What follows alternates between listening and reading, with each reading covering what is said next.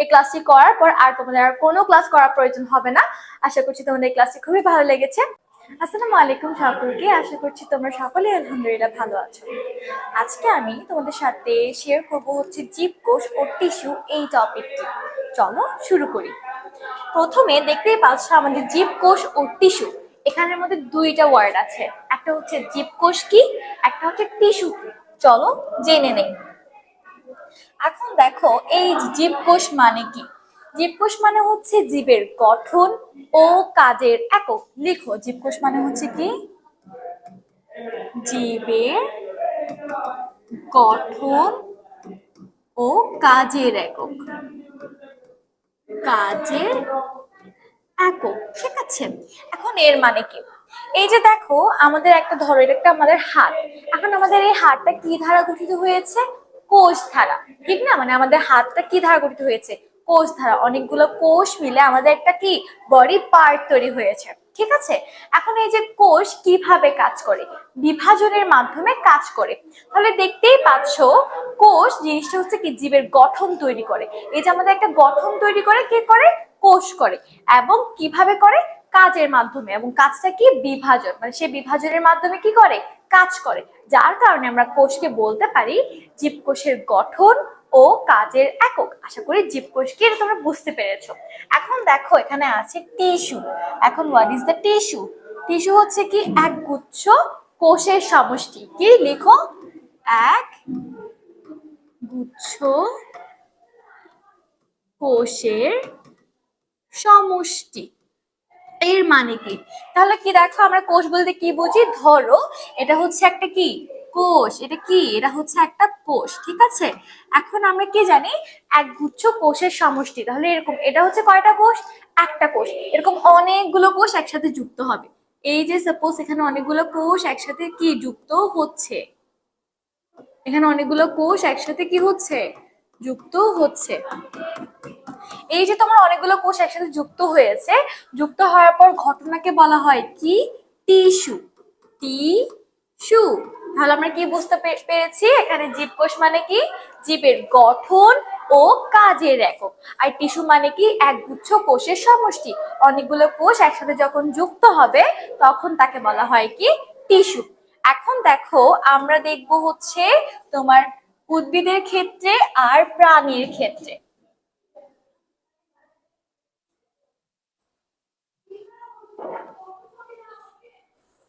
এখন আমরা এটা একটু এখানে রাখি। এখন দেখো আমরা কি দেখবো, উদ্ভিদের ক্ষেত্রে দেখবো আর প্রাণীর ক্ষেত্রে দেখবো। প্ল্যান্ট, আর এখানে হচ্ছে কি এনিম্যাল।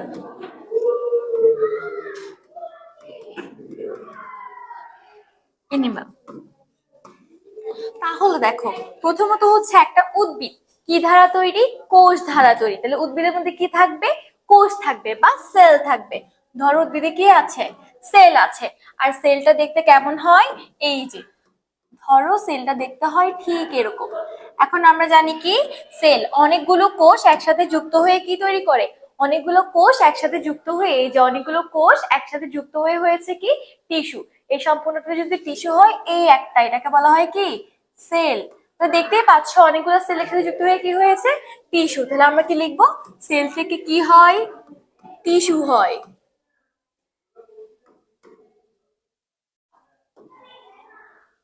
সেল থেকে কি হয়, টিস্যু হয়। তাহলে টিস্যুর দেখতে কেমন হয়, এই যে অনেকগুলো সেল, সেল, সেল, অনেকগুলো সেল একসাথে যুক্ত হয়ে টিস্যু তৈরি করে। ওয়ালাইকুম আসসালাম। এখন দেখো তাহলে কি, সেল থেকে কি হয়েছে, টিস্যু হয়েছে। এখন দেখো এই যে টিস্যু যারা আছে, টিস্যু অনেকগুলো টিস্যু, অনেকগুলো টিস্যু একসাথে যুক্ত হয়ে তৈরি হবে কি, টিস্যু সিস্টেম বা টিস্যু তন্ত্র। এই যে দেখো এরপর কি তৈরি হবে আমাদের, টিস্যু সিস্টেম। এই যে অনেকগুলো কোষ একসাথে যুক্ত হয়ে কি তৈরি হবে, টিস্যু সিস্টেম। আর এটা দেখতে ঠিক হবে এই যে এরকম। ধরো এই যে এখানে কি থাকবে, অনেকগুলো কি থাকবে, কোষ থাকবে, এরকম অনেকগুলো কি থাকবে? টিস্যু থাকবে। তাহলে কি থাকবে? এখানে অনেকগুলো টিস্যু থাকবে আর একটা কি তৈরি করবে? তন্ত্র তৈরি করবে। সিস্টেম মানে হচ্ছে কি? তন্ত্র। তাহলে কি জানতে পারলাম আমরা? সেল অনেকগুলো একসাথে যুক্ত হলে তৈরি হয় কি? টিস্যু। আর অনেকগুলো টিস্যু একসাথে যুক্ত হয়ে তৈরি হয় কি? টিস্যু সিস্টেম বা টিস্যু তন্ত্র। এরপর হচ্ছে অনেকগুলো টিস্যু তন্ত্র একসাথে যুক্ত হয়ে তৈরি হয় কি? একটা পূর্ণাঙ্গ বডি। কি তৈরি হয়? বডি তৈরি হয়। তাহলে দেখতেই পাচ্ছ এই জিনিসটা দেখতে কিসের মতো লাগছে? উদ্ভিদের যে এই যে আমরা একটা উদ্ভিদ আঁকি, ধরো এই যে আমরা উদ্ভিদ আঁকলাম, ঠিক আছে? এই যে উদ্ভিদের এই অংশটার মতো লাগছে না? ঠিক এই যে এই অংশটার মতো লাগছে না? হ্যাঁ, তাহলে দেখো এই যে টিস্যু সিস্টেম যারা আছে এরা কি একসাথে যুক্ত হতে হতে হতে হতে একসময় কি পূর্ণাঙ্গ একটা বডিতে পরিণত হয়ে যায়। তাহলে আমরা দেখতেই পাচ্ছি কিভাবে একটা সেল থেকে একটা বডি তৈরি হয়েছে, ঠিক আছে? তাহলে এটা হচ্ছে কি তোমার, এটা হলো কি তোমার প্ল্যান্টের ক্ষেত্রে বা উদ্ভিদের ক্ষেত্রে। চলো এখন আমরা দেখে নেই প্রাণীর ক্ষেত্রে জিনিসটা কেমন হবে। এখন দেখো প্রাণীর ক্ষেত্রে অবশ্যই একটা কি থাকবে?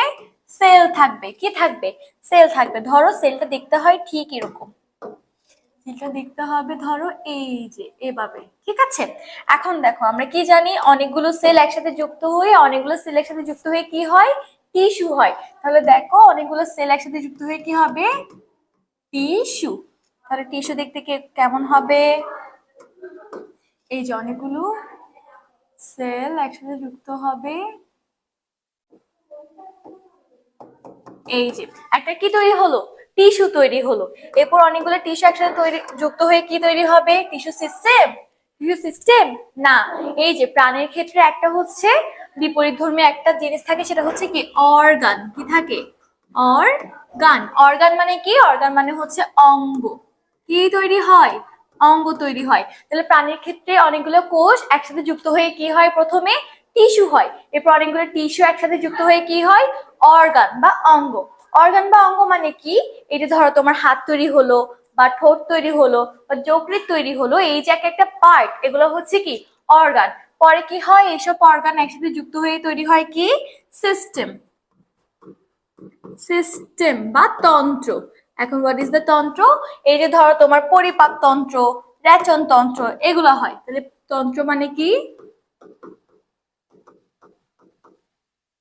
পরিপাক তন্ত্র হতে পারে, রেচন তন্ত্র হতে পারে, শোষণ তন্ত্র, অনেক কিছুই হতে পারে, ঠিক আছে?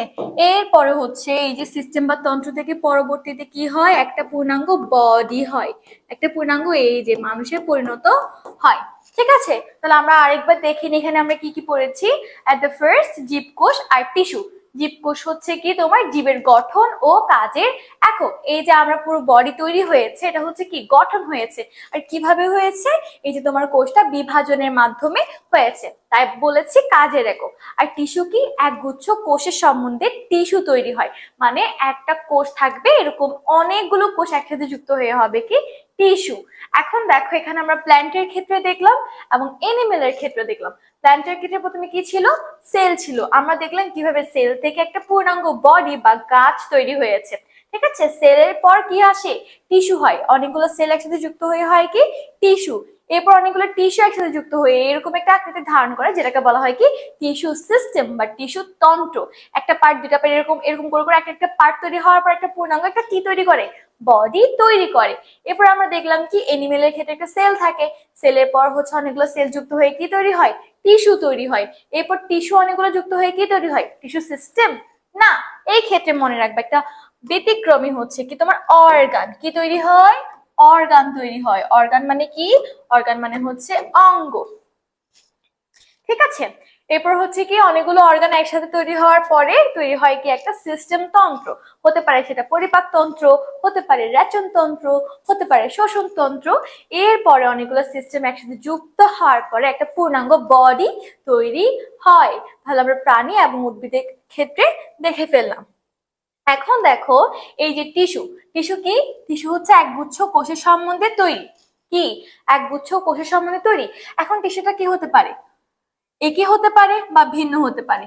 এর আকার আকৃতি দেখো একই বা ভিন্ন হতে পারে।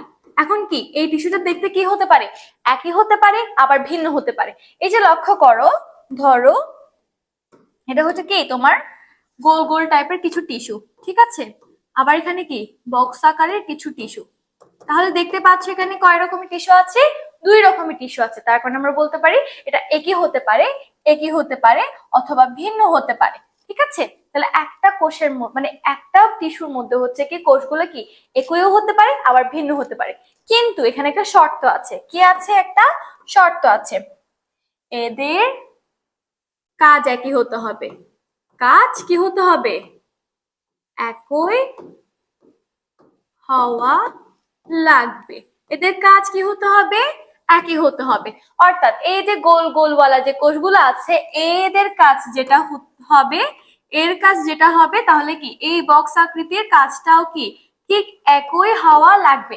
তাহলে বুঝতে পেরেছো, এই যে তোমার টিস্যু একইও হতে পারে আবার ভিন্নও হতে পারে, একইও হতে পারে ভিন্নও হতে পারে, কিন্তু এদের যে কাজটা থাকবে কাজটা কিন্তু কি হতে হবে, একই হওয়া লাগবে। এই গোল গোল যেগুলো কোষ আছে এর কাজ যদি হয় শোষণে কাজ করা, তাহলে এই বক্স আকৃতির কাজগুলাও কি করতে হবে, শোষণের জন্যই করতে হবে। তাহলে কাজ কি হওয়া লাগবে, একই হতে হবে। এরপর হচ্ছে কি আরেকটা শর্ত কি, উৎপত্তি স্থল একই হতে হবে। উৎপত্তি স্থল একই হতে হবে। এর মানে কি, উৎপত্তি স্থল একই হতে হবে মানে কি, ধরো আমরা একটা কাল্পনিক অর্থে একটা জিনিস ভাবি, ধরো এটা একটা কি স্টার, এটা একটা কি স্টার, তাহলে কি এই যে কোষগুলো যেগুলো আছে এগুলো কি স্টার থেকে তৈরি হয়েছে, গোল গোল কোষগুলোও কিন্তু স্টার থেকে তৈরি হয়েছে। এরপর কি বক্স আকারের কোষগুলোও কি স্টার থেকে তৈরি হয়েছে, মানে যেখান থেকে আসুক না কেন উৎপত্তি স্থলটা কি হতে হবে, সেম হতে হবে। তাহলে আশা করছি এখানে যা যা আছে তোমরা বুঝতে পেরেছো। এখন আমরা পরবর্তী স্লাইডে যাই। পরবর্তী স্লাইডে আমরা জানবো এখন টিস্যুর প্রকারভেদ। কি জানবো, টিস্যুর প্রকারভেদ। তাহলে দেখো টিস্যুর প্রকারভেদের ক্ষেত্রে আমরা তাও আবার কিসের ক্ষেত্রে দেখবো, উদ্ভিদের ক্ষেত্রে দেখবো, এরপর দেখবো আমরা প্রাণীর ক্ষেত্রে, ঠিক আছে। প্রথমে আমরা উদ্ভিদের ক্ষেত্রে দেখে নিই। এখন দেখো এই যে বিভাজনের উপর ভাগ করে, এটাকে কয় প্রকার, উদ্ভিদ টিস্যু কয় প্রকার, দুই প্রকার। একটা হচ্ছে কি ভাজক টিস্যু, একটা ভাজক টিস্যু, আরেকটা স্থায়ী টিস্যু, স্থায়ী টিস্যু। এখন এই জিনিসটি কিসের উপর ভিত্তি করে হয়েছে, বিভাজনের উপর। লক্ষ্য করো, ধরো এগুলো হচ্ছে কি কোষ, অনেকগুলো কোষ একসাথে যুক্ত হয়ে হয় কি টিস্যু, রাইট। এখন দেখো এখানে কিছু কোষ আছে যেগুলো কি হতে পারে, ভাগ হতে পারে। তো ধরো এই কোষটা কি হচ্ছে, বিভাজিত হচ্ছে বা ভাগ হচ্ছে, কি হচ্ছে, এখানে কোষগুলো কি হলো, ভাগ হলো, কি হলো, ভাগ হলো। এই যে ভাগ হলো, যার কারণে আমরা এটাকে বলতে পারি কি ভাজক টিস্যু। এই যে ভাগ হলো তাই আমরা বলতে পারি কি ভাজক টিস্যু। মানে হচ্ছে যে কোষগুলো কি বিভাজন করে, যে কোষগুলো বিভাজিত হয় তাকে বলা হয় কি ভাজক টিস্যু। এই যে দেখতে পাচ্ছ এখানে কোষটা কি হলো, বিভাজিত হলো বা ভাগ হলো, এই কারণে আমরা বললাম কি এটা কি ভাজক টিস্যু। আবার অনেকগুলো কোষ আছে দেখবা যেগুলো হচ্ছে কি ভাগ হতে চায় না, ঘাটতেরা কিছু আছে না মানুষ যারা কি না কোনো কিছু করতে চায় না, ধরো এরা হচ্ছে কি ঘাটতেরা কোষ, মানে তারা কি হতে চায় না, বিভাজিত হতে চায় না, বা তারা স্থায়ীভাবে কি অটল থাকতে চায়। তাই এগুলোকে কি বলা হয়, স্থায়ী টিস্যু। কি টিস্যু, স্থায়ী টিস্যু। কেন, কারণ এরা কি হয় না, বিভাজিত হয় না বা বিভাজন হয় না। স্থায়ী টিস্যু কেন, কারণ কি ভাগ হয় না। তাহলে স্থায়ী টিস্যু কি বিভাজনহীন, আর ভাজক টিস্যু কি বিভাজন যুক্ত। তাহলে উদ্ভিদ কয় প্রকার, মানে উদ্ভিদ টিস্যু কয় প্রকার, দুই প্রকার। একটা হচ্ছে ভাজক টিস্যু, একটা হচ্ছে স্থায়ী টিস্যু। এখন আমরা ভাজক টিস্যু বা স্থায়ী টিস্যু কেন নাম দিয়েছি, কারণ এমন কিছু কোষ আছে যেগুলো কি হয়, যেগুলো ভাগ হয়। এই যে ভাগ হয় বা বিভাজিত হয়, যার কারণে আমরা বলেছি কি ভাজক টিস্যু। আবার এমন কিছু ঘাটতারা কোষ আছে যেগুলো কি ভাগ হতে চায় না, যার কারণে আমরা এটাকে বলেছি কি স্থায়ী টিস্যু, ভাগ হতে চায় না, ঠিক আছে। এখন আবার দেখো এই যে তোমার স্থায়ী টিস্যু যে আছে, এই যে তোমার যে স্থায়ী টিস্যুটা আছে এটা আবার কয় প্রকার, তিন প্রকার। কয় প্রকার, তিন প্রকার, লিখো। স্থায়ী টিস্যু তিন প্রকার।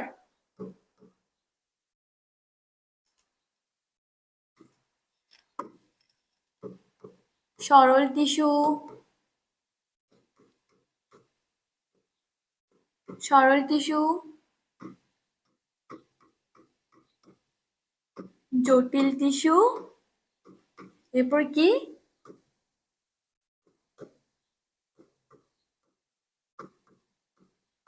নিঃস্রাবী বা ক্ষরণকারী টিস্যু। ঠিক আছে, এখন এখানে লক্ষ্য করো, এই যে তোমার স্থায়ী টিস্যু যেটা আছে এটা আবার কয় প্রকার? 3 প্রকার। কি কি? একটা হচ্ছে সরল টিস্যু, যেটা কি থাকে? সরল আকারে থাকে। সরল মানে আমরা কি বুঝি? সরল মানে হচ্ছে কি যার আকার সেম। সরল মানে কি? যার আকার কি সেম, যেটা দেখতে ঠিক কি রকম? একই রকম। এই যে ধরো এর আকার সবগুলো কি থাকবে? সেম থাকবে। ঠিক আছে, এটা হচ্ছে কি টিস্যু? সরল টিস্যু। এরপর জটিল টিস্যু মানে কি? যাদের আকার ভিন্ন। জটিল টিস্যু মানে কি? যাদের আকার ভিন্ন। যাদের আকার ভিন্ন মানে একটা টিস্যুর মধ্যে কি 2 রকমের কোষ থাকে। ধরো এটা একটা কোষ, আবার এই যে এটা একটা কোষ। তাহলে এখানে কি যাদের আকার কি থাকে? ভিন্ন থাকে।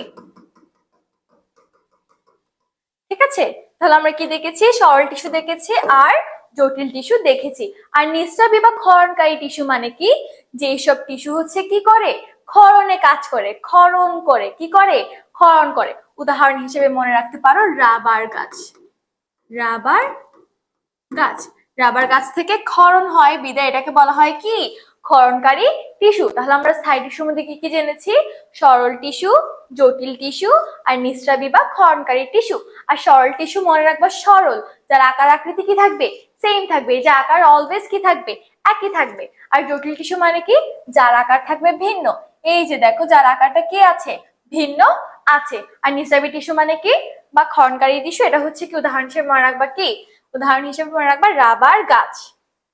এখন দেখো আবার এই যে সরল টিস্যু, জটিল টিস্যু, নিঃস্রাবী টিস্যু গুলোকে আবার ভাগ করা যায়। তাহলে দেখো এখানে আবার আমরা কি করব? সরল টিস্যুকে ভাগ করব। ধরো এখানে কি আছে? ধরো আচ্ছা, আমরা জটিল টিস্যু নিয়ে প্রথমে কাজ করি। এখন দেখো জটিল টিস্যুর অপর নাম কি? জটিল টিস্যুর অপর নাম ভাস্কুলার টিস্যু। ভাস্কুলার টিস্যু বা পরিবহন টিস্যু। পরিবহন টিস্যু। তাহলে দেখো পরিবহন টিস্যু কোন ধরনের টিস্যু? জটিল টিস্যু। জটিল টিস্যু। এরপর হচ্ছে আবার ভাস্কুলার টিস্যু কোন ধরনের টিস্যু? জটিল টিস্যু। তাহলে পরিবহন টিস্যু আর ভাস্কুলার টিস্যু কোন ধরনের টিস্যু? জটিল টিস্যু। এই পরিবহন টিস্যুর মধ্যে কে কে আছে চলো আমরা দেখে নেই। পরিবহন টিস্যুর মধ্যে আছে তোমার জাইলেম আর ফ্লোয়েম। পরিবহন টিস্যুর মধ্যে কি আছে? একজন আছে জাইলেম, একজন আছে ফ্লোয়েম। ফ্লোয়েম। তাহলে দেখি বলতো জাইলেম কোন ধরনের টিস্যু? পরিবহন টিস্যু বা কি? Vascular tissue. এটা কোন ধরনের টিস্যু? এটা হচ্ছে জটিল টিস্যু। এটা হচ্ছে কি টিস্যু? জটিল টিস্যু। এরপর হচ্ছে আবার ফ্লোয়েম কোন ধরনের টিস্যু? ফ্লোয়েম ভাস্কুলার টিস্যু বা পরিবহন টিস্যু। এখন পরিবহন মানে কি? পরিবহন মানে হচ্ছে এক স্থান থেকে অন্য স্থানে কি করা? নিয়ে যাওয়া। ঠিক আছে, তাহলে আর ভাস্কুলার টিস্যুর মধ্যে থেকে বাস মনে রাখবা, BUS। এখন বাসের কাজ কি? বাসের কাজ হচ্ছে তোমার কি?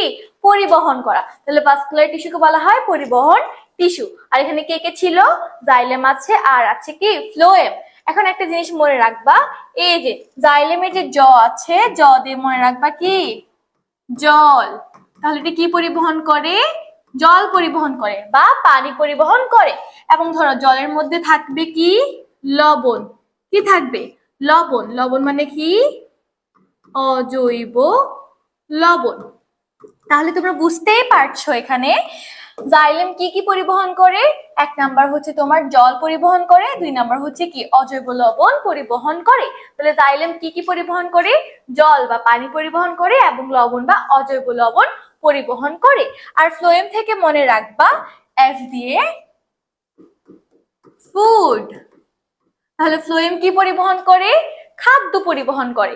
এই যে তোমার ফ্লোয়েমের পি পাতায়, ধরো পাতায় কি করে? খাদ্য পাতার মধ্যে যে খাদ্য প্রস্তুত হয়, কাতায় খাদ্য প্রস্তুত হয় কোন প্রক্রিয়ায়? সালোক সংশ্লেষণ প্রক্রিয়ায়। এই যে দেখো ফ্লোয়েমের মধ্যে কি হয়? ফ্লোয়েমের মধ্যে হচ্ছে তোমার মনে রাখবা কি ফুড বা খাদ্য পরিবহন হয়। এই যে যখন আমরা যখন কি খাই, খাবার দাবার গ্রহণ করি, তখন এই খাবার দাবার গুলো হজম হওয়ার পরে কি রক্তের মাধ্যমে সারা দেহে কি হয়? পরিবহন হয়। কিন্তু উদ্ভিদের ক্ষেত্রে কি রক্ত আছে? উদ্ভিদের ক্ষেত্রে কিন্তু রক্ত নাই। তাহলে উদ্ভিদের ক্ষেত্রে পরিবহন কাজটা কে করবে? উদ্ভিদের ক্ষেত্রে পরিবহন কাজটা করবে এই যে এরকম ভাবে দেখো, এই যে তোমার পাতার মধ্যে কি তৈরি হয়? খাদ্য প্রস্তুত করা হয়। পাতায় কি হয়? খাদ্য প্রস্তুত করা হয়। আর কোন প্রক্রিয়ায় হয়ে থাকে সেটা? খাদ্য প্রস্তুত আমরা জানি সালোক সংশ্লেষণ প্রক্রিয়ায় হয়ে থাকে। এই যে তোমার যখন পাতার মধ্যে সালোক সংশ্লেষণ প্রক্রিয়ায় খাদ্যটা প্রস্তুত হবে, তখন ওই খাদ্যগুলো কি পরিবহন করবে। ঠিক আছে, ওই খাদ্যগুলো কি পাতা থেকে খাদ্য পরিবহন করবে। আর এটা কার কাজ? ফ্লোয়েমের কাজ। তাহলে এখানে বুঝতেই পারছো জটিল টিস্যুর কি হবে? আকার ভিন্ন হবে। আকার ভিন্ন মানে ওখানের মধ্যে গোল গোল কোষও থাকতে পারে, আবার কি থাকতে পারে তোমার বক্স আকারের কোষও থাকতে পারে। আর জটিল টিস্যু হচ্ছে কি পরিবহন টিস্যু। কোন ধরনের টিস্যু?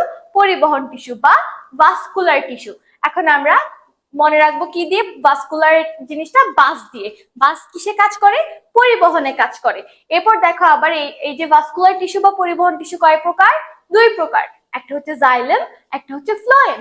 জাইলেমের বোরকা জ দিয়ে আমরা মনে রাখবো জল। তাহলে এটা কি পরিবহন করে? জল বা পানি পরিবহন করে। এরপর জলের মধ্যে কি থাকে? লবণ থাকে বা অজৈব লবণ থাকে। তাহলে এটা আবার কি পরিবহন করে? অজৈব লবণ পরিবহন করে। এরপর ফ্লোয়েমের এফ দিয়ে মনে রাখবো কি ফুড। তাহলে এটা কি পরিবহন করে? খাদ্য পরিবহন করে। এখন দেখো আমরা জানবো কি? এখন আমরা জানবো হচ্ছে সরল টিস্যু। তাহলে সরল টিস্যু কয় প্রকার? সরল টিস্যু হচ্ছে তোমার তিন প্রকার। কি কি? Parenchyma, collenchyma, sclerenchyma. আবার বলো, প্যারেনকাইমা, কোলেনকাইমা, স্ক্লেরেনকাইমা। এখন চলো আমরা দেখি হোয়াট ইজ দ্য প্যারেনকাইমা। দেখো প্যারেনকাইমার প দিয়ে মনে রাখবা কি এটা পাতায় থাকে। কোথায় থাকে? পাতায় থাকে। তাহলে প্যারেনকাইমা কোথায় থাকে? পাতায় থাকে। আর সরল টিস্যু যেটা আছে, সরল টিস্যুর মধ্যে সবচেয়ে বেশি পরিমাণে পাওয়া যায় কাকে? প্যারেনকাইমাকে। তাহলে কি সবচেয়ে বেশি পাওয়া যায়? সবচেয়ে বেশি পাওয়া যায়। তাহলে বুঝতে পারছো এটা কি হবে? সজীব হবে। কি হবে?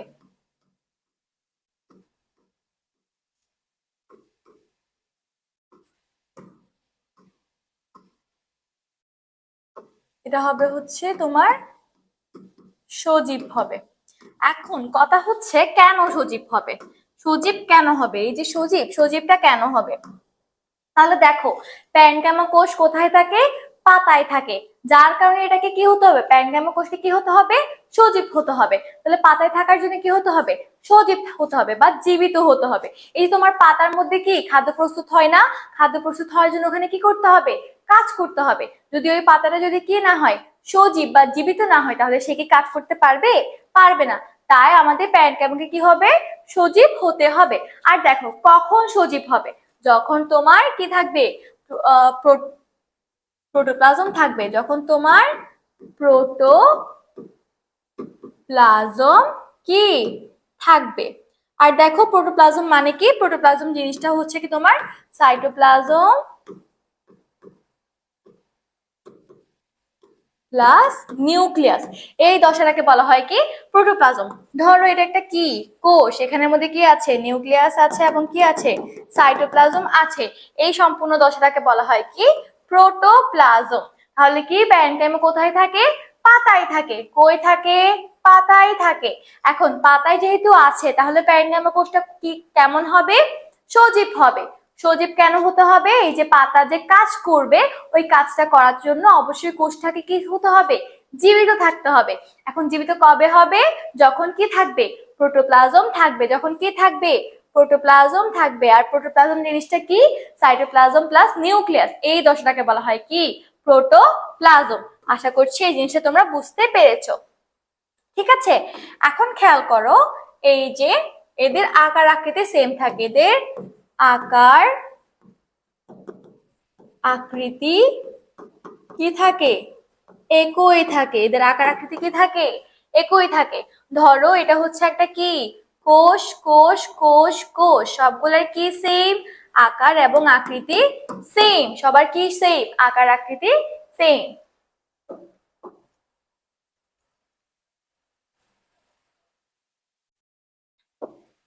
এরপর দেখো, এগুলো আমরা একটু পরে, কোলেন কাইমা স্পেন কাইমা একটু পরে পড়ি, বাকি এটা শেষ করে ফেলি। তো দেখতে পাচ্ছ এদের কি সেম, আকার আকৃতি সেম।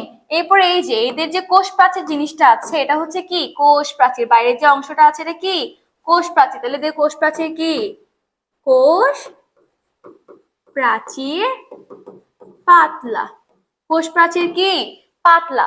এবার আরেকটা পয়েন্ট আছে, এটা হচ্ছে কি এরা সমবেশীয় হয়। এটা কোন ধরনের হয়, সমবেশীয়। এরা কি হয়, এরা হয় সমবেশীয়। এখন সমবেশীয় মানে কি, এই যে তোমরা বুঝতেই পারছো, সম মানে কি সমান, আর বেশীয় মানে কি ব্যাস। তাহলে এটা কি হয়, সমান ব্যাসের হয়ে থাকে। এই যে ধরো এটা, এদের কি হয় ব্যাস কি থাকে, ব্যাস তোমার সমান থাকে। তাহলে এটা কি হয়, সমবেশীয় হয়। তাহলে বুঝতেই পারছো প্রত্যেকটা কি কোষ সমান, প্রত্যেকটা কোষ সমান, যার কারণে কি হয় সমবেশীয় হয়। সম মানে সমান, আর বেশীয় মানে হচ্ছে ব্যাস, অর্থাৎ তাদের কি থাকে ব্যাস সমান থাকে। এবং এদের কোষ প্রাচীর হচ্ছে কি পাতলা। তাহলে আমরা কয়টা পয়েন্ট পেলাম, পাতায় থাকে এবং সবচেয়ে বেশি পরিমাণে থাকে। পাতায় যেহেতু থাকে তাই এটা কি হবে, সজীব হবে, প্রোটোপ্লাজম থাকবে। এরপর কি আকার আকৃতি কি থাকবে, একই থাকবে, এবং তারা কি হবে সমবেশীয় হবে। ঠিক আছে, এখন দেখো এখানে একটা ওয়ার্ড আছে, সেটা হচ্ছে কি তোমার ক্লোরেনকাইমা। ক্লোরেনকাইমা, কোলেনকাইমা না কিন্তু ক্লোরেনকাইমা, একটা কি আছে এল আছে। ঠিক আছে, এখন ক্লোরেনকাইমা মানে কি, ক্লোরেনকাইমা মানে কি, দেখো যেসব প্যারেনকাইমা, যেসব প্যারেনকাইমার মধ্যে কি অনেক বেশি ক্লোরোপ্লাস্ট যুক্ত থাকে, সেই সব ক্লোরোপ্লাস্ট যুক্ত প্যারেনকাইমাকে বলা হয় কি ক্লোরেনকাইমা। আমার সাথে সাথে লিখো, যেসব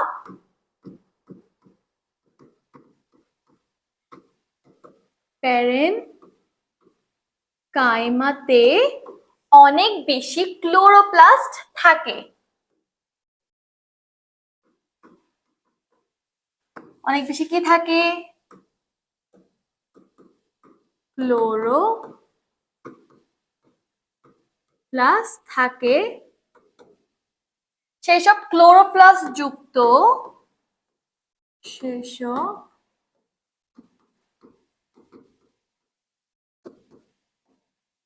ক্লোরোপ্লাস্ট যুক্ত প্যারেনকাইমাকে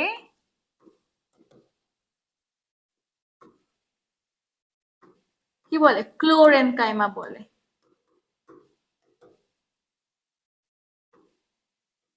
তাহলে বুঝতেই পারছো এখানে কি আছে, আমরা এখন পড়বো কি ক্লোরেনকাইমা। যেসব প্যারেনকাইমাতে অনেক বেশি, ধরো এটা হচ্ছে কি, এগুলো হচ্ছে এক ধরনের কি কোষ, প্যারেনকাইমা জাতীয় কোষ। এখন বললো কি যেসব প্যারেনকাইমাতে অনেক বেশি ক্লোরোপ্লাস্ট থাকে, কি থাকে ক্লোরোপ্লাস্ট থাকে। ধরো এখানে অনেক বেশি কি আছে ক্লোরোপ্লাস্ট আছে, রাইট, কি আছে অনেক বেশি ক্লোরোপ্লাস্ট আছে। সেই সব ক্লোরোপ্লাস্ট যুক্ত প্যারেনকাইমাকে, এখন এটা কি যুক্ত ক্লোরোপ্লাস্ট যুক্ত, এখানে কি আছে ক্লোরোপ্লাস্ট। এখন কি এটা ক্লোরোপ্লাস্ট যুক্ত প্যারেনকাইমা না, ক্লোরোপ্লাস্ট যুক্ত প্যারেনকাইমাকে বলা হয় কি ক্লোরেনকাইমা। আশা করছি তোমাদের এই যে ক্লোরেনকাইমা জিনিসটা কি হয়েছে, কমপ্লিট হয়েছে। Got it. এখন দেখো আরেকটা ওয়ার্ড আছে, সেটা হচ্ছে কি এরেনকাইমা। এখন এরেনকাইমা জিনিসটা কি,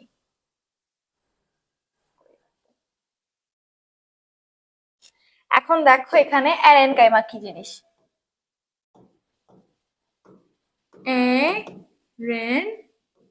এরেনকাইমা, এই যে এরেনকাইমার, এই যে এখান থেকে মনে রাখবা এ আই আর, এরেনকাইমার এ দিয়ে মনে রাখবে কি এর, এ মানে কি বায়ু, বায়ু। এখন দেখো এরেনকাইমা জিনিসটা কি, যেসব জলজ উদ্ভিদ, লিখো আমার সাথে, যেসব জলজ উদ্ভিদ কি উদ্ভিদের প্যারেনকাইমা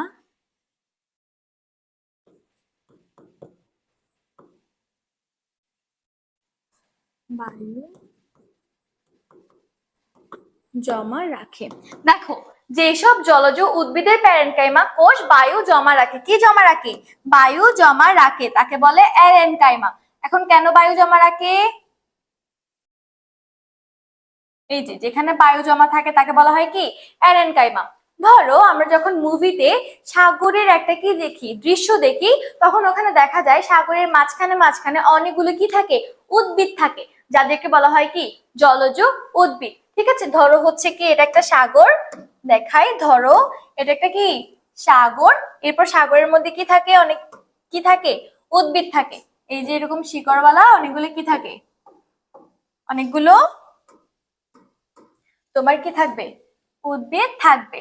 ঠিক আছে, তাহলে দেখতেই পাচ্ছ, এখানে কি দেখতে পাচ্ছ? দেখো এখানে হচ্ছে কি তোমার যেসব জলজ উদ্ভিদের প্যারেনকাইমা কোষ, এখন এদের মধ্যে কি থাকবে? এক ধরনের কি থাকবে? প্যারেনকাইমা কোষ থাকবে। এখন যখন এই যে পানিগুলো যখন কি হবে? জোয়ার আসবে, ধরো আমাদের কি আসলো? জোয়ার আসলো। জোয়ার আসলে তখন দেখো, জোয়ার আসলে হচ্ছে এই যে তোমার যে ভেতরের যে কি থাকে, এই যে অংশগুলো থাকে, এই পার্টগুলো কি হয়ে যায়? ঢেকে যায়, পানির জন্য কি হয়ে যায়? ঢেকে যায়। তাহলে এই যে অংশগুলোকে তো কি হতে হবে? বাঁচতে হবে। তাহলে এদের কি বায়ু সাপ্লাই, মানে বায়ু কি আনতে হবে? সাপ্লাই করতে হবে। তাহলে বায়ু সাপ্লাই করতে হবে। যখন বায়ু কি করতে হবে? সাপ্লাই করতে হবে, তখন আমাদের কি করতে হবে? ওই যে প্যারেনকাইমা কোষের মধ্যে কি বায়ু জমা থাকবে এবং সে ওখানের মধ্যে কাজ করবে। এই যে তোমার জলজ উদ্ভিদের ক্ষেত্রে প্যারেনকাইমা যে বায়ু জমা রাখে, কেন জমা রাখে? তাদের কি করার জন্য? বেঁচে থাকার জন্য। এই জিনিসটাকে বলা হয় কি? অ্যারেনকাইমা। ঠিক আছে, তাহলে আমরা আরেকবার রিক্যাপ করে নেই। আমরা এখন পড়ছি সরল টিস্যুর প্যারেনকাইমা। কি পড়ছি? সরল টিস্যুর প্যারেনকাইমা। এখন প্যারেনকাইমা কোথায় থাকে? পদে মনে রাখতে হবে, পাতায় থাকে।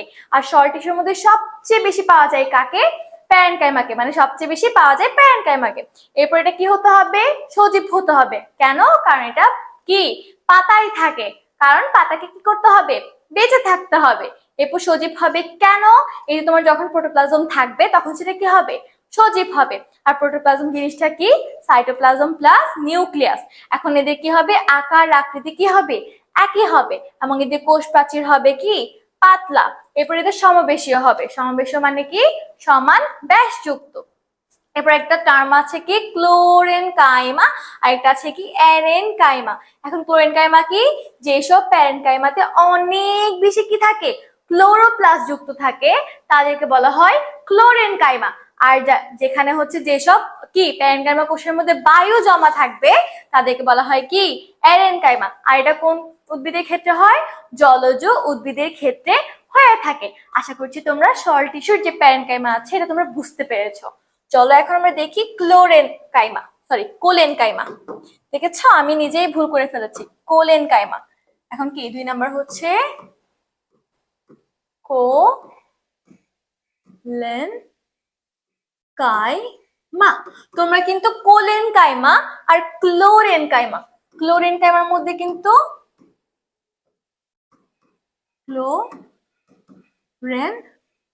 কাইমা এই দুইটা কিন্তু ওয়ার্ড একদম সিমিলার, একটু মনে রাখবা। এখানে কিন্তু এক্সট্রা একটা কি আছে? এল আছে। ক্লোরেনকাইমা আর এটা হচ্ছে কোলেনকাইমা। এখন হোয়াট ইজ দা কোলেনকাইমা? আচ্ছা দেখো, তাহলে কোলেনকাইমা হচ্ছে, লিখো আমার সাথে,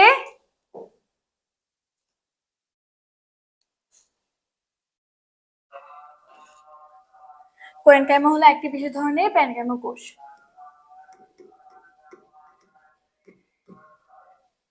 এটি হলো একটি বিশেষ ধরনের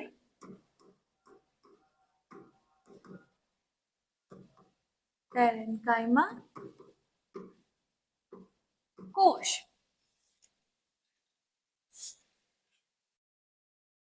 ঠিক আছে, এখন দেখো এটা হচ্ছে কি একটা বিশেষ ধরনের প্যারেনকাইমা কোষ, মানে এরা কি কার থেকে সৃষ্টি হয়েছে? প্যারেনকাইমা থেকে সৃষ্টি হয়েছে। ধরো এটা হচ্ছে একটা কি কোষ? প্যারেনকাইমা জাতীয় কোষ, যাদের কোষ প্রাচীর কি থাকে? পাতলা। এদের কোষ প্রাচীর কি থাকে? পাতলা থাকে। এখন এটা কি করবে? তোমার হচ্ছে এটা কি করবে? বিভাজন ক্ষমতা হারিয়ে ফেলবে, বিভাজন ক্ষমতা হারাবে। এখন প্যারেনকাইমা যখন তার বিভাজন ক্ষমতা হারাতে থাকবে, তখন এটা কি হবে? পরিবর্তন হবে। কি হবে? পরিবর্তন হবে। এখন তার পরিবর্তিত রূপটা কেমন হবে? তার পরিবর্তিত রূপটা হবে হচ্ছে ঠিক এরকম। দেখো এই যে পরিবর্তিত রূপটা হবে ঠিক এরকম। দেখতেই পাচ্ছ এখানে কি একদিকে কি একটু বেশি, একদিকে একটু বেশি কি গাঢ়, একদিকে একটু বেশি পাতলা। একদিকে একটু বেশি কি হবে? গাঢ় অংশ হবে, একদিকে একটু বেশি কি পাতলা। মানে এখানে কি এখন যেখানে একটু বেশি গাঢ় সেখানের মধ্যে কি আছে? সেখানের মধ্যে সেলুলোজ আছে, সেলুলোজ আছে, এবং সেলুলোজ কি থাকে? বেশি থাকে, সেলুলোজ বেশি থাকে। তাই এখানটা একটু বেশি কি হয়? পুরু হয়। আর যেখানে একটা পাতলা, এটা এখানে এখানে কি আছে? সেলুলোজ আছে কিন্তু কি কম, কিন্তু কম। তাহলে বুঝতে পারছো এটা হচ্ছে একটা বিশেষ ধরনের প্যারেনকাইমা কোষ। এই ওয়ার্ডটা কেন বলা হয়েছে? এটা একটা বিশেষ ধরনের প্যারেনকাইমা কোষ, কারণ এটা হচ্ছে কি প্যারেনকাইমা থেকে এসেছে। প্যারেনকাইমা কোষ প্রাচীর কি থাকতো? পাতলা ছিল। এটা কি বিভাজন ক্ষমতা হারাবে। যখন এই কোষটা যখন বিভাজন ক্ষমতা হারিয়ে ফেলবে, তখন এ কি পরিবর্তন হবে। তার পরিবর্তিত রূপটা হবে ঠিক এরকম। এটা কি? এটা হচ্ছে কি এর কোষ প্রাচীর কেমন? এর কোষ প্রাচীর হচ্ছে অসমভাবে পুরু, অসম পুরু কোষ প্রাচীর, কোষ প্রাচীর। তাহলে এই যে তোমার কোলেনকাইমার কোষ প্রাচীর কেমন হবে? অসম আকৃতির হবে, মানে অসম পুরু আকৃতির হবে। কেন হবে? এই যে তুমি দেখতেই পাচ্ছ এখানে এক এক জায়গায় একটু বেশি থাকে, একটু বেশি থাকে, আবার একটা জায়গায় একটু কম থাকে, আবার একটা জায়গায় বেশি থাকে, আবার একটা জায়গায় কম থাকে, একটা জায়গায় কম থাকে, একটা জায়গায় বেশি থাকে। এই যে এই আকৃতি লাভ করে, এই আকৃতির মধ্যে এখানে যেখানে বেশি থাকে সেখানে কি সেলুলোজ পরিমাণে অনেক বেশি থাকে, তাই এটা একটু কি হয়? পুরু বা ঘাড় আকৃতির হয়। আর পাতলা হওয়ার কারণ কি? এখানে কি থাকে? সেলুলোজ কম থাকে, তাই এটা কি হয়? পাতল হয়। এই দশটাকে আমরা বলতে পারি কি অসমপুরু কোষ প্রাচীর। তাহলে কোলেনকাইমা হচ্ছে একটা বিশেষ ধরনের প্যারেনকাইমা কোষ। এরপর হচ্ছে কি 2 নাম্বার হলো কি এটা কি অসমভাবে পুরু হয়। এটা কি হয়? অসমভাবে পুরু হয়। ঠিক আছে, এখন দেখতেই পাচ্ছ এটা যখন অসমভাবে পুরু হয়, পুরু মানে কি শক্ত, পুরু মানে কি শক্ত বা ঘাড়ো। ঠিক আছে, এখন শক্ত দেখে তুমি বুঝতে পারছো এর কাজ কি হবে? দৃঢ়তা করা। এর কাজ কি হবে? দৃঢ়তা প্রদান করা। তাহলে কি এর কাজ কি হবে? কোলেনকাইমার কাজ কি হবে? গাছকে দৃঢ়তা প্রদান করাই হচ্ছে কি তোমার কোলেনকাইমার কাজ। ঠিক আছে, এরপর হচ্ছে যেসব কোলেনকাইমার মধ্যে তোমার কি থাকবে? ক্লোরোপ্লাস্ট থাকবে, তারা খাদ্য প্রস্তুত করতে পারবে। এরপর কিছু কোলেনকাইমা আছে যারা কি করতে পারে? খাদ্য প্রস্তুত করতে পারে। এখন কারা পারে? যেসব কোলেনকাইমার মধ্যে কি থাকে? যেসব কোলেনকাইমা, নট ক্লোরেনকাইমা, যেসব কোলেন কাইমাতে ক্লোরোপ্লাস্ট থাকে, ক্লোরোপ্লাস্ট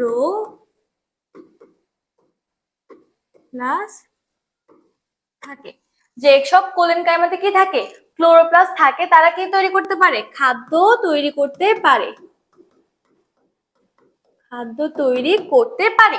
তাহলে দেখো এখানে আমরা কি কি শিখেছি? কোলেনকাইমার মধ্যে এটা একটা কি বিশেষ ধরনের প্যারেনকাইমা কোষ। কেন? এই যে যখন প্যারেনকাইমা পাতা থাকে এর পরবর্তীতে যে বিভাজন ক্ষমতা হারানোর পরে পরিবর্তন হয়, পরিবর্তিত রূপটা হয় ঠিক এরকম। এবং তার কোষ প্রাচীর কি হয়? অসমভাবে পুরু হয়। যেহেতু পুরু হয় বা শক্ত থাকে, তাহলে বুঝতে পারছো এর কাজকে দৃঢ়তা প্রদান করা। এরপর হচ্ছে যেসব কোলেনকাইমাতে কি থাকে? ক্লোরোপ্লাস্ট থাকে, তাদেরকে বলা হয়, মানে ক্লোরোপ্লাস্ট থাকে, তারা কি তৈরি করতে পারে? খাদ্য তৈরি করতে পারে। Got it? এরপর আমরা দেখব হচ্ছে স্ক্লেরেনকাইমা। 3 নাম্বার লিখো,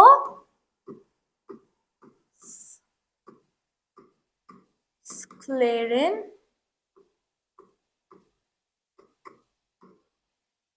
কাইমা। এখন লক্ষ্য করো আমরা পড়বো কি স্ক্লেরেন কাইমা। এখন স্ক্লেরেন কাইমা দেখতে কেমন হয়? স্ক্লেরেন কাইমা দেখতে ঠিক এরকম হয়।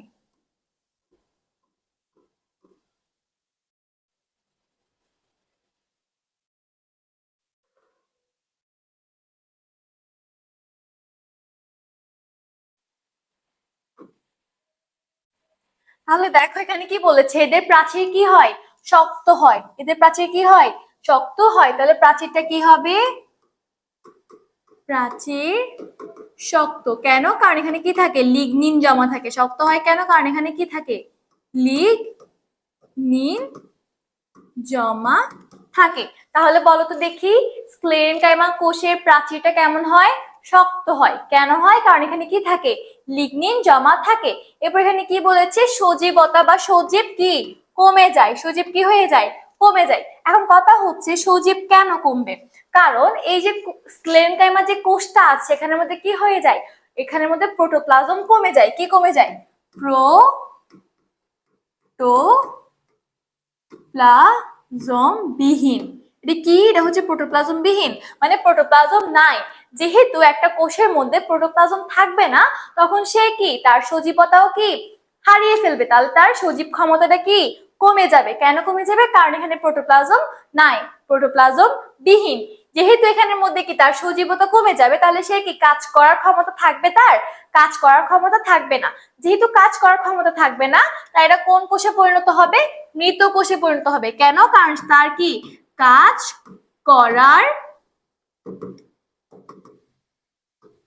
ক্ষমতা থাকবে না বা হারিয়ে ফেলবে। ঠিক আছে, তার কারণে সেটা কিসে পরিণত হবে? মৃত কোষে পরিণত হবে। আবার দেখো স্ক্লেরেনকাইমা যেটা আছে এটা আবার কয় প্রকার? দুই প্রকার। একটা হচ্ছে তোমার ফাইবার তন্তু, একটা হচ্ছে তোমার স্ক্লেরাইট বা স্টোন সেল। স্টোন সেল তার অপর নাম হচ্ছে কি? স্ক্লেরেটের অপর নাম কি? Stone sell. বা স্ক্লেরেনকাইমা কয় প্রকার? দুই প্রকার। একটা হচ্ছে তোমার কি ফাইবার তন্তু, একটা হচ্ছে তোমার স্ক্লেরাইট বা স্টোন সেল। এখন দেখো ফাইবার তন্তু যেটা আছে, তন্তু মানে কি? তন্তু মানে হচ্ছে সুতা। তন্তু মানে কি? সুতা। তাহলে এটা কি আকারে হবে? ফাইবার দিয়ে মনে রাখবা কি ফাইভ।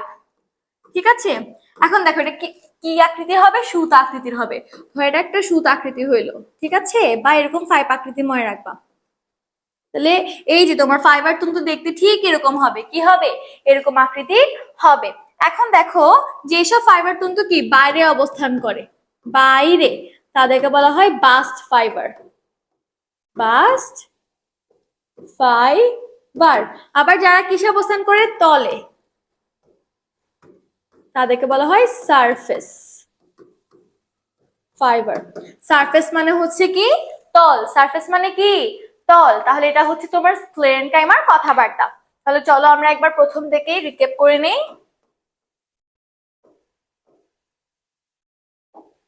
এই যে দেখো জীবকোষ আর টিস্যু।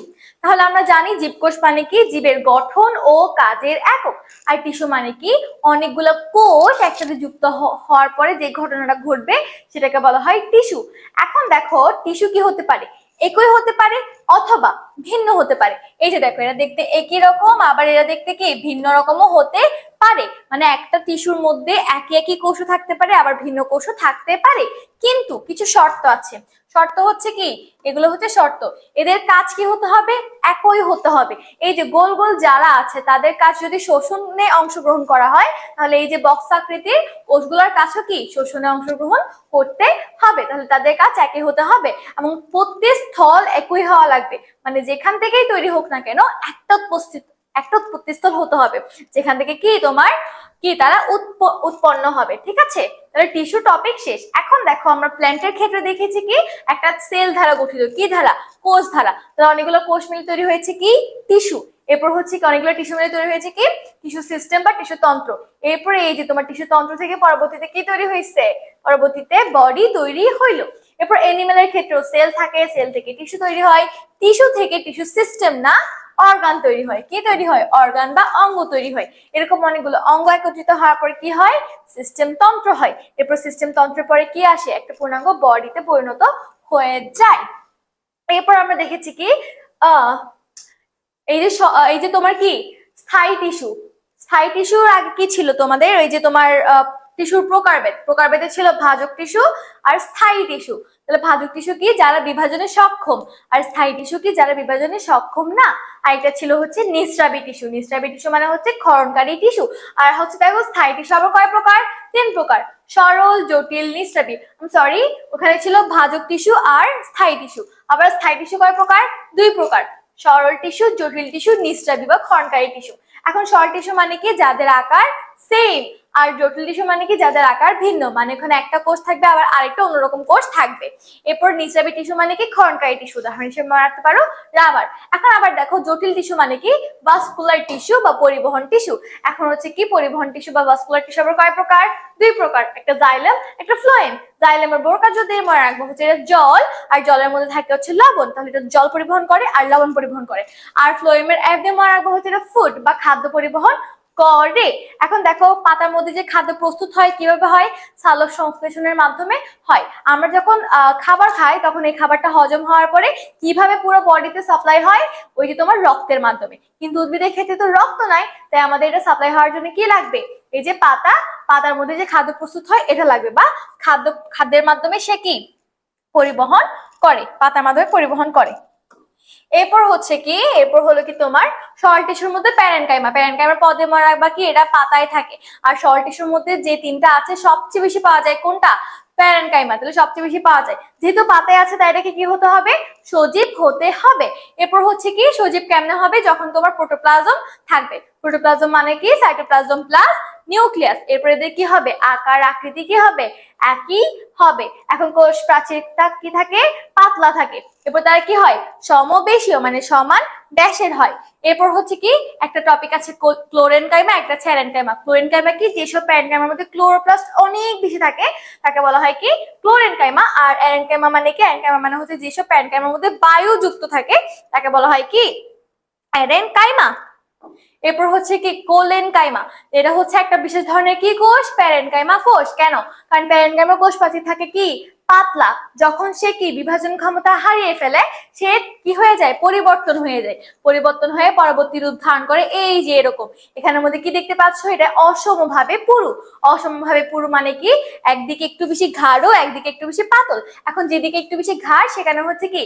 সেলুলোজ যেটা আছে এটা অনেক বেশি থাকে, আর যেদিকে পাতলা সেদিকে হচ্ছে সেলুলোজ কি থাকে? কম থাকে। তাহলে এটা দেখতে পাচ্ছ যে যেহেতু এটা কি অসমভাবে পুরু বা শক্ত, তাই এটার কাজ কি হবে? দৃঢ়তা প্রদান করা। এবং ক্লোরেনকাইমাতে ক্লোরোপ্লাস্ট থাকে তাই খাদ্য তৈরি করে। যেসব ক্লোরেনকাইমাতে কি থাকে? ক্লোরোপ্লাস্ট থাকে তারা কি করে? খাদ্য তৈরি করে। এরপর হচ্ছে আমরা দেখেছি স্ক্লেরেনকাইমা। স্ক্লেরেনকাইমা চিত্র দেখতে ঠিক এরকম হয়। এখন এর প্রাচীর কি হয়? এর প্রাচীর হচ্ছে কি তোমার শক্ত হয়। এর প্রাচীর কি হয়? প্রাচীর হয় শক্ত, কারণ এখানে কি থাকে? লিগনিন জমা থাকে। এরপর কি? এটা সজীবতা কমে যায়, মানে এটা কি থাকে না? সজীব থাকে না। কেন থাকে না? কারণ এর মধ্যে কি? প্রোটোপ্লাজম নাই বা প্রোটোপ্লাজম বিহীন। যেহেতু প্রোটোপ্লাজম থাকে না, যেহেতু সজীবতা কমে যায়, তাই এটা কিসে পরিণত হয়? মৃত কোষে পরিণত হয়। এরপর হচ্ছে স্ক্লেরেনকাইমা 2 প্রকার, একটা ফাইবার তন্তু, একটা স্ক্লেরাইট বা স্টোন সেল। এটা মনে রাখবা স্টোন সেল। এরপর কি? ফাইবার মনে রাখবা 5, তন্তু মানে সুতা। তাহলে এটা দেখতে ঠিক এরকম হবে। এবং এটা যদি বাইরে অবস্থান করে তাহলে এটাকে বলা হয় বাস্ট ফাইবার, আর তলে অবস্থান করলে এটাকে বলা হয় সারফেস ফাইবার। আশা করছি তোমাদের এই ক্লাসটিতে যা যা পড়ানো হয়েছে এই ক্লাসটি করার পর আর তোমাদের আর কোনো ক্লাস করার প্রয়োজন হবে না। আশা করছি তোমাদের এই ক্লাসটি খুবই ভালো লেগেছে। আসসালামু আলাইকুম, দেখা হচ্ছে পরবর্তী ভিডিওতে।